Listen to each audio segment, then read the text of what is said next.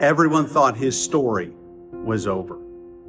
Jesus was crucified and buried. His tomb was sealed with a giant stone, and his followers scattered everywhere. Everyone thought Jesus' story was over. And yet 3 days later, an angel declared, "He is not here, for he is risen, as he said."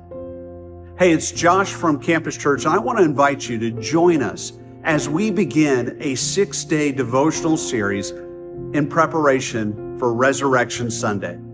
Each one of these topics will be led by one of our Bible study group teachers, and they have prepared for you a special devotional, just a few minutes each day, that I think you'll find very helpful as you look forward to the celebration this Sunday. To begin our series, Josh Burks from the Antioch Bible Study Group has prepared the promise of preparation. Let's join him. Have you ever ruined a good thing? Maybe it was a relationship that was going really well.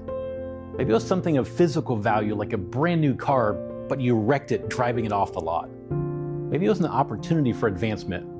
Regardless of what good thing you may have ruined, it doesn't begin to approach what was ruined shortly after creation. That was a perfect life, a life with no sickness, no pain, no fractured relationships, no anxiety, no poverty, not even any death.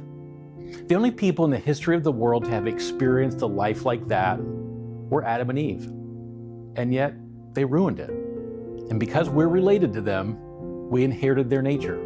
And unfortunately, their consequences. After creation, God had given them access to eat anything they wanted except for one thing.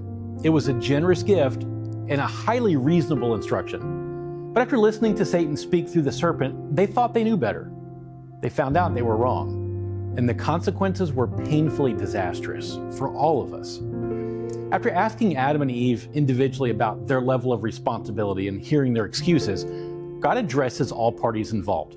But he begins with the serpent, since that was the animal that Satan used. First, God judges that the serpent will slither as a permanent reminder of the trespass.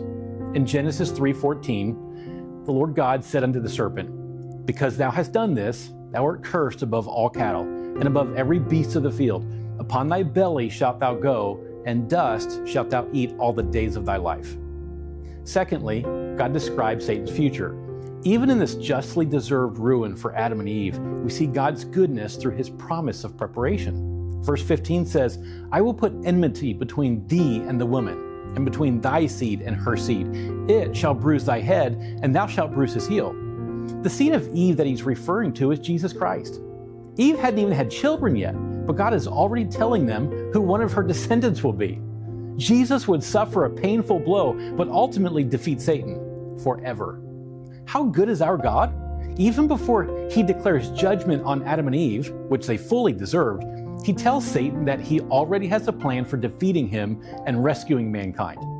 At the cross, Satan did his best to overcome God. Jesus, God in the flesh, voluntarily gave his life on our behalf to pay the sin price we could never pay. 3 days later, he triumphantly resurrected from the grave, demonstrating that his death was voluntary and Satan had no power over him. That first Easter morning, Jesus burst forth from the tomb, and the promise of preparation was fulfilled. Jesus overcame temptation. He overcame death. He restored full access to a personal relationship with our Creator by paying our sin debt. Will you by faith take him at his word? Will you allow his life of sinless perfection to be the substitute for what Adam and Eve didn't do and what none of us can do?